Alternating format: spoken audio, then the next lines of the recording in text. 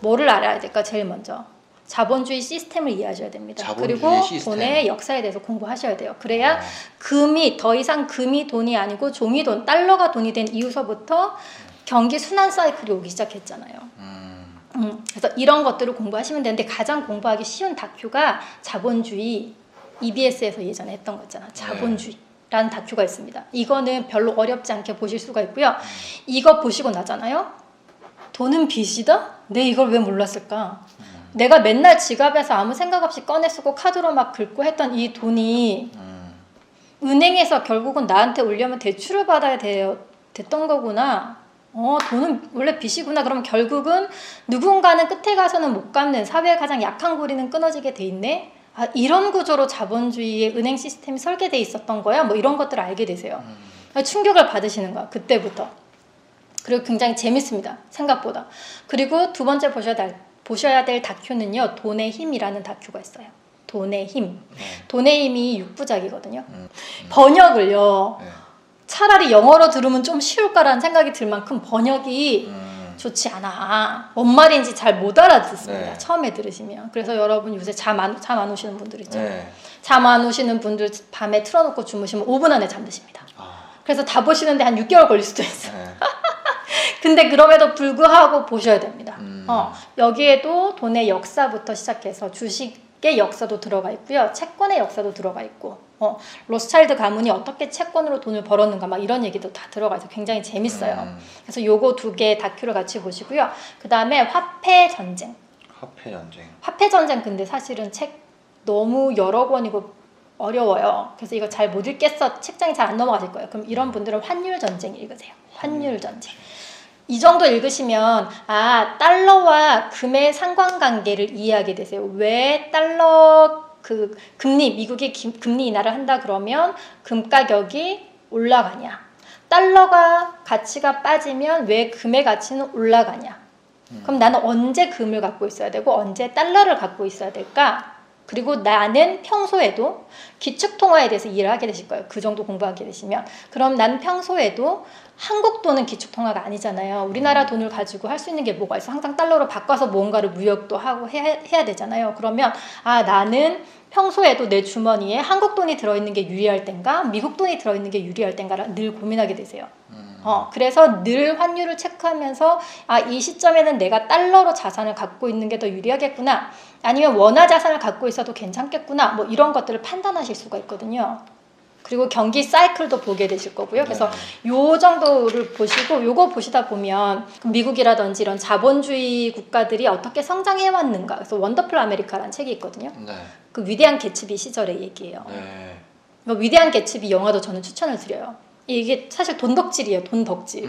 덕질 중에 최고 덕질이 뭡니까 여러분? 돈 덕질입니다. 다른 덕질은 해봤자 돈만 나가요. 근데 돈 덕질은 하시면 통장에 돈이 쌓입니다 여러분. 그래서 저희는 스스로 저희를 돈 덕후라고 부르거든요. 돈 덕후면 자고로 다 보셔야 되는 것들이죠. 그래서 위대한 개츠비라는 영화를 보시면 그때 완전 그 미국의 황금기 막 한참 성장하던 그 시기를 보실 수가 있어요. 그리고 그것과 연결해서 원더풀 아메리카라는 책을 읽어보시면 그 시절의 미국 그 근대사를 좀 보실 수가 있거든요. 그래서 그런 것들을 공부하시면 굉장히 재미가 있습니다. 그래서 이래서 경기 순환 사이클을 자본주의 시스템과 돈의 역사 그리고 연말의 경제 전망 같은 걸 보시면서 경기 사이클이 이렇게 오고 있는 거구나. 그리고 내년엔 어떻게 되겠구나라고 이제 전망을 하시는 거예요. 그리고 매일 우리가 사실 뉴스 보세요 되게 말을 많이 하지만 그러면 또 돌아오는 질문은 그거예요. 한국경제 봐야 돼요? 매일경제 봐야 돼요? 원 신문 뭐 봐야 돼요? 저는 신문 봐도 잘 모르겠는데요. 뭐 이런 질문 하신단 말이에요. 근데 우리가 신문은요 굳이 종이 페이퍼로 구독하실 필요 없습니다. 그냥 뭐 네이버든 다음이든 포털에 정치경제면에 대한 기사들 쭉 보시고 처음에는 잘 눈에 안 들어오시면 타이틀만 보세요. 타이틀만 보셔도 흐름은 약간 눈에 들어오실 거예요. 그리고 궁금한 기사가 있으면 클릭해서 들어가서 보시면 조금씩 이제 눈이 트이실 건데 이러면 시간이 너무 오래 걸려요. 그래서 시황 방송 하시는 좋은 유튜버들이 계시잖아요. 그런 분들의 채널을 구독을 하시면서 매일매일 중요한 뉴스 그분들은 어떤 뷰로 보고 있는지를 인사이트를 얻으시는 거예요. 그리고 내가 봤던 전체 경기 방향이 경제 전망에서 내가 듣고 생각했을 때 경기 괜찮을 것 같아. 그리고 미국 별 문제 없을 것 같아 라고 만약에 판단을 했어요. 그러면 그 시황방송을 들으면서 매일매일 미국 시장이 진짜 그렇게 가고 있는가, 아직까지 별 문제는 없는가 계속 체크하시는 거죠. 이렇게 전문가들의 시황방송을 활용하시면 됩니다. 네.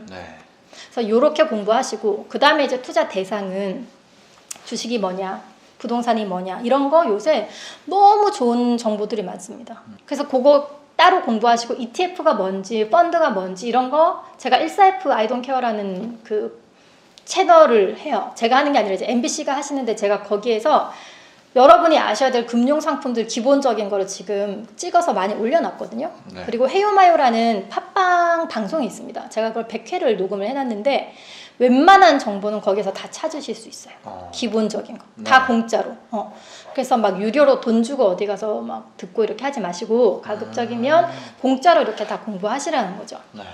그래서 이렇게 공부를 하시고, 세 번째 아까 말씀드렸던, 그러면 내가 구체적으로 어떻게, 어떤 상품에 언제 들어가서 언제 나와야 되냐, 이런 영역들은 사실 모의 투자로 먼저 접근을 해보시고, 혹은 모의 투자를 할 수 없는 것들이다 그러면 소액으로 접근해 보시는 거예요. 그러면서 이거는 몸으로 익히셔야 될 영역입니다. 이거는 절대로 공부해서 강의를 듣고 아실 수 있는 영역이 아니에요. 재테크는 두 가지가 다 필요합니다. 이론적인 공부 플러스 실질적인 공부, 필드에서 하시는 공부. 머리로, 그러니까 이거는 자전거 타는 방법 배우시는 거랑 똑같거든요. 네. 자전거 타는 방법을 영상으로 배울 수 있나요? 못 배우죠. 강의로 배울 수 있나요? 책 배워요. 읽어서 배울 수 있나요? 네. 못 배웁니다. 몸으로 직접 자전거를 타보시면서 아, 이렇게 될 때는 내가 몸을 이렇게 하니까 순간적으로 중심이 잡히더라. 뭐 이렇게 그러니까 몸이 기억하는 거죠. 그것처럼 재테크도 이론적인 것들을 공부를 하시고 나서 자전거 타듯이 투자해 보셔야 돼요. 근데 대신 그때 큰 돈을 넣고 하면 수업료가 너무 뼈 아프니 모의 투자를 할 수 있으면 모의 투자로, 혹은 뭔가를 하겠다 그러면 소액으로 시작해서 내가 반복해서 수익을 실현해내고 있어, 자신이 좀 붙었어, 그러면 야금야금 금액을 늘려나가시는 방법으로 투자해 나가셔야 된다는 거죠. 네. 그래서 이론적인 공부와 이런 실전 경험, 이거를 두 개를, 양쪽을 밸런스를 같이 맞춰서 하셔야 되는 분야가 재테크라는 걸 절대 잊지 않으셨으면 좋겠어요. 공부를 하시다 보면 레벨이 있잖아요. 어떤 분은 막 진도가 잘 나가가지고 나는 벌써 코스피를 내 스스로 생각했을 때 코스피가 좀 더 갈 것 같아, 아니면 지금쯤이면 이제 꺾어질 때가 됐는데, 이 정도까지도 보는 사람이 있을 수도 있고, 네네. 여전히 나는 CMA가 원금 보장이 될까 말까 막 마음이 불안해가지고 나 돈 빼야 되나 막 이런 고민을 하시는 레벨일 수도 있어요. 네. 그래서 내 레벨을 스스로 이것도 분석하셔야 돼요. 나는 어디 레벨에 있지? 나 아직 예적금 레벨이야? 아니야, 나 그래도 회사채나 단기 RP나 발행어음 정도는 할 수 있는 레벨이야. 나 P2P 정도는 할 수 있는 레벨이야. 아니면 나는 지수형 상품, 인덱스 펀드라든지 지수형 ETF 정도는 할 수 있는 레벨이야. 나는 해외 투자도 할 수 있는 레벨이야. 나 주식 투자할 수 있는 레벨이야. 부동산 레벨이야. 코인 투자까지 할 수 있는 레벨이야. 이렇게 스스로 자기가 어디 레벨에 있는지 판단하셔야 됩니다. 네. 예를 들어서 내가 예적금 레벨이에요. 네. 게임으로 치면 완전 쪼렙이야. 지금 콧물 질질 흘리면서 막 단검 하나 들고 막 여기는 어디, 나는 누구, 지금 이러고 있어요. 네네. 근데 100만 원쯤 없는 돈 셈치고 주식 투자를 한번 해보겠대요. 주식은요, 네, 주식은요, 여러분 게임에서 끝판왕 보스급이거든요. 단검 차고 지금 아이템 아무것도 없어. 네. 나 막 헐벗고 막 나뭇잎으로 가리고 지금 이런 상태예요. 단검 들고. 근데 보스랑 붙으신다고요? 어떻게 되시겠어요? 100점 100패입니다. 그죠. 그래서 내 투자 레벨이 아직까지 주식까지 가지 못했다고 하면 100만 원쯤 없는 돈 셈치고 한번 해볼까, 이런 거 제발 안 하셨으면. 그러니까 바쁘면 바쁜 대로, 힘들고 한가한 대로 눈치 보이고, 그렇게 해서 벌어온 피 같은 우리 돈인데 왜 맨날 없는 돈 셈치시는 거예요? 제발 없는 돈 셈치지 마시고 내 레벨에, 내 투자 레벨에 맞게끔 투자를 하시는데, 그럼 내 투자 레벨이 어디라고 어떻게 판단해요? 라고 질문하실 수 있겠죠. 그렇죠. 어떻게 판단할 수 있을까요? 나는 주식으로 모든 종목을 다 플러스 낼 수는 없지만 전체 계좌는 플러스로, 혹은 소폭 마이너스가 났다고 해도 기다리면서 어쨌든 나는 주식 투자는 잘 할 수 있는 레벨이야 라고 생각을 하시면 그거는 이제 주식 레벨이겠죠. 네. 나는 아직까지 원금 보장 안 되면 아무것도 못 하겠어, 이런 분들은 예적금 레벨이신 거예요. 그래서 결론은 그거야. 내가 그 레벨이 아니다면 절대로 모르는 거는 투자하시면 안 됩니다. 모르면 하지 말아라가 정답이거든요. 근데 모르는데 자꾸 없는 돈셈 치고 한번 해보려고 하시는 거 이거는 안 된다. 그래서 없는 돈셈 치고 이거 진짜 위험한 거 아니에요, 정말? 위험하죠. 위험합니다. 네. 그래서 내 투자 레벨이 어디 있는지 확인하시고 내 레벨에 맞는 투자를 하시되, 그렇다고 영원히 나는 예적금 레벨에 머물러 있을 수는 없잖아요. 투자를 하지 않으면 점점 더 가난해지는 세상에 살고 있잖아요, 우리가. 투자를 하긴 해야 되는데 지금 레벨이 예적금이라면 차근차근 올려가시면 되세요. 네. 공부하시면서. 남들 다 주식하고 막 미국 주식도 사고 디즈니 사고 막 넷플릭스 사고 스타벅스 사고 애플 사는데 나도 한번 해보고 싶은데, 아니요, 내가 아직 레벨이 아니라면 중심 딱 잡으시고요. 남들이 빨리 가든 멀리 가든 신경 쓰지 마세요. 이거는 남들하고 나하고 경쟁하는 게임이 아니잖아요, 부자 되는 건. 그냥 나랑 내 계좌가 커뮤니케이션 하면서 이거 예쁘게 잘 늘려가시면 돼요. 그래서 남이 집을 사건 차를 사건 뭐 신경도 쓰지 마세요. 내 돈 아니잖아 어차피. 그렇죠? 그래서 그냥 나의 속도와 나의 방향대로 소신을 가지고 그렇게 이렇게 앞으로 나가시면 됩니다. 네. 그래서 그거는 남들하고 비교를 안 하셨으면 좋겠어요. 자, 그 다음에 스텝 5. 또 있어요? 또 있습니다. 여기까지면 끝인 것 같은데. 아예 끝나지 않았지. 아직 안 끝났습니다, 여러분. 끝나지 않았습니다. 하나 더 있어요? 레벨 5가 있습니다. 5는요, 로드맵을 그리셔야 됩니다. 로드맵을 그려야 된다. 로드맵을 왜 그리셔야 되냐면, 로드맵은 이렇게 그리시는 거예요. 가로로 줄을 쭉 그시고요. 네. 빈 종이에. 네. 그리고 칸을 질러서 지금 현재 내 나이서부터 네. 한 살 해서 한 10년, 15년 정도 후까지 나이를 이렇게 쓰시는 거예요. 네. 30살에 만약에 로드맵을 그리기 시작했다 그러면 45세까지 줄을 지금 딱딱딱 그어서 그리시는 네. 거예요. 네. 그리고 그 첫 칸에 네. 내가 1년에 모을 수 있는 돈을 쓰시는 거예요. 만약에 1년에 나는 1200만 원 모을 수 있는 사람이야. 한 달에 100만 원씩 네. 저축해서 1200만 원씩 모을 수 있는 사람이야. 그러면 1200을 쓰시는 거예요. 네. 그리고 그 위에는요, 지금까지 내가 모아놓은 현금성 자산을 쓰십니다. 여긴 자산을 쓰고. 나 1000만 원 모았어. 그럼 1000만 원 쓰시면 돼요. 그러면 내년에는 1000만 원 플러스 이미 있던 자산 플러스 네. 매달 100만 원씩 모은 1200만 원 두 개 합치면 2200만 원이 내년에 원금이 되겠죠. 저 이거 했었는데. 하셨어요? 저 이거 엑셀로. 역시 네. 남달라. 저 이거 역시 입사하자마자 남달라. 했었어요. 그쵸? 네. 이거 해봐야 됩니다. 그 대신 여기에 내가 투자 레벨이 예적금이잖아요. 네. 그러면 예적금 수익률로 곱합니다. 수익률을. 네. 근데 나는 그래도 지수 플레이 정도 할 수 있고 나는 목표 수익률 한 8% 잡을 거야. 그럼 8%로 그리시면 돼요. 저 8%로 그렸었는데. 뭐지? 네. 옛날에 이미 만났던 거 아닌가? 저 8%로 그렸었어요. 그래서 뭐냐면 이거에 해보니까 네. 제가 그때 몇 살이었지? 하여튼 20대였는데 훌륭하십니다. 8%로 훌륭하십니다. 8%로 30년을 200만 원씩 저금을 한다고 했을 때 네네네. 8%로 30년 했더니 30억이 되더라고요. 그러면 내가 1년에 2,400 저금했는데 네. 그 1년에 1억 저금한 거랑 똑같은 효과잖아요. 실제 내가 가는 속도랑 이제 비교를 해봤죠. 네네네. 그랬더니 그랬더니 실제 가는 속도 더 빠르더라고요. 그쵸? 8%보다. 네. 부동산을 좀 그쵸? 운대가 맞아가지고. 맞아요. 그래서 이거 진짜 이분이 몸소 로드맵을 그리고 실천을 하신 분입니다, 여러분. 근데 이제 저희 카페에는 대부분의 사람들이 로드맵을 다 그리고 네. 몸으로 경험을 하고 계신데 다 똑같은 말씀하세요. 제가 목표로 5%, 뭐 8%, 어떤 분은 15% 그리시는 분도 있지만, 네. 그래서 내가 목표로 했던 그 수익률보다, 그 수익률을 곱해서 로드맵을 그린 것보다 실제로 해보면 이게 점점 빨라진다는 거예요. 그쵸. 맞아요. 특히나 이제 부동산 같이 이런 자산들이 한 바퀴 휙 굴러주면요, 몇 년이 앞으로 훅 땡겨올 수도 있거든요. 그리고 처음에 시작할 때보다 나중에 더 잘하니까. 그쵸, 맞아요. 뒤로 갈수록 점점 더 투자 스킬도 늘어나시니까. 그래서 처음에 내가 투자로 수익률을 다 메꿀 생각하지 마세요. 처음에는요, 아껴서 확정 수익 만들고 일 더 하거나 부업해서 확정 수익 만드십시오. 생각 없이 나가던 나의 방앗간 있잖아요. 그게 올리브영이건 뭐 스타벅스건 거기에서 아꼈더니 뭐 한 10만 원 정도 아낀 거예요. 네.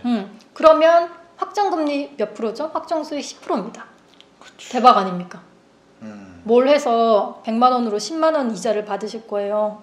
대박 수익률이지. 그런 거 없죠. 그건 없어요. 그래서 아껴서 확정 수익 만드는 거를 자꾸 연습을 하셔야 됩니다. 그래서 초반에 돈이 커지고 나의 지식 레벨이 올라가기 전까지는 아끼고 더 버는 걸로 확정 수익을 만들어내실 수 있어요. 그러니까 아무 능력이 없어도 만들 수 그럼요, 있는 그럼요. 근데 참는 이게 것만으로. 그쵸. 참는 것만으로, 애쓰면서 사는 것만으로 이게 가능하거든요. 근데 시간이 지나서 돈이 커지고 내가 공부가 좀 됐어. 투자를 시작을 하셨어요. 그러면 실제로 이것보다 더 커지실 수도 있습니다. 근데 주의하셔야 될 것은 우리가 로드맵 그릴 때 뭐 8% 수익을 적용을 하건 5% 수익을 적용을 하건 기계처럼 매년 그 수익을 찍을 수는 없어요. 그런 사람은 아무도 없습니다.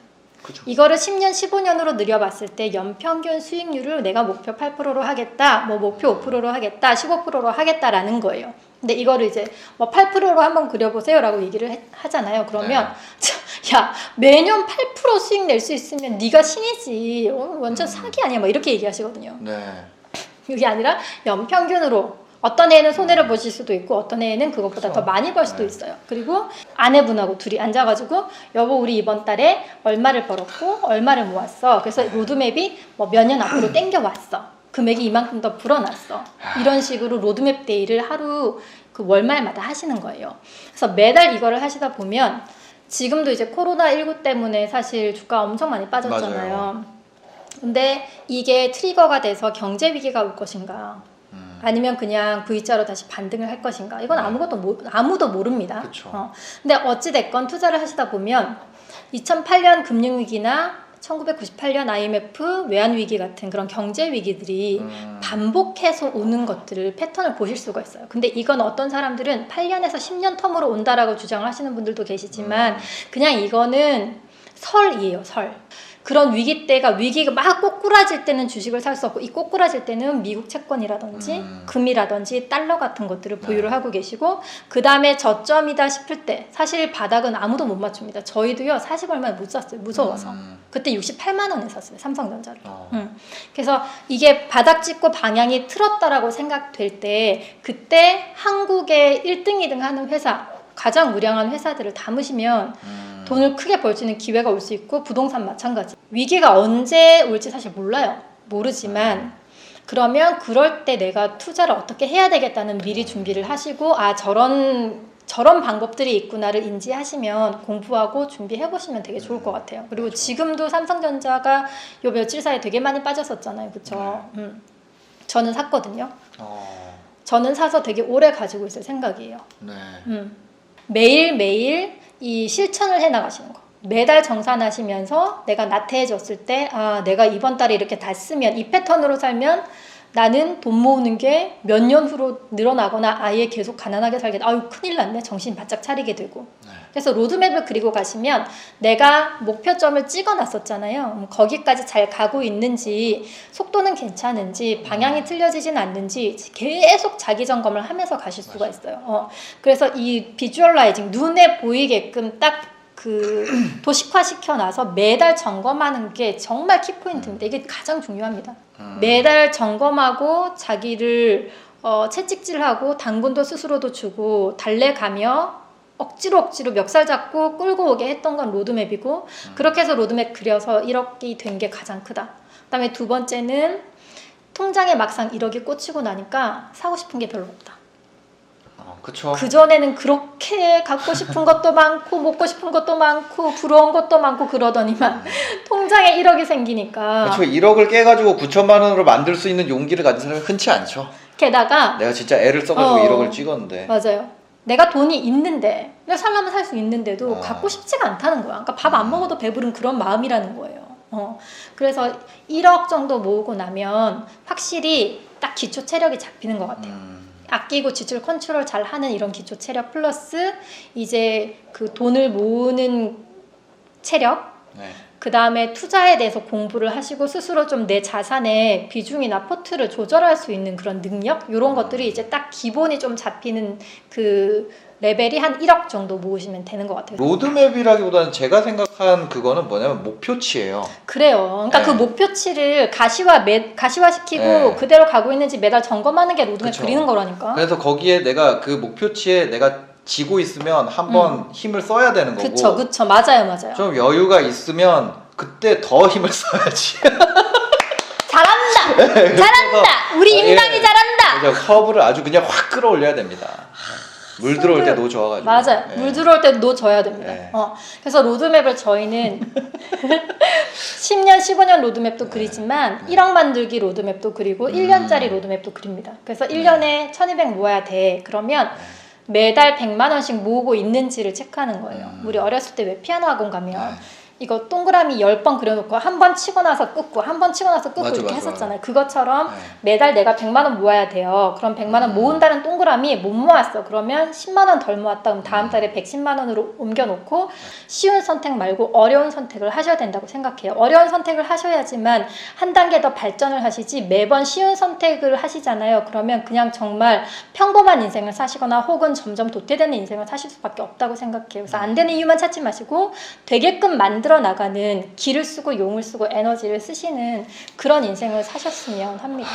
긴 영상 봐주셔서 감사하고요. 행복한 하루 되세요. 감사합니다. 네, 감사합니다.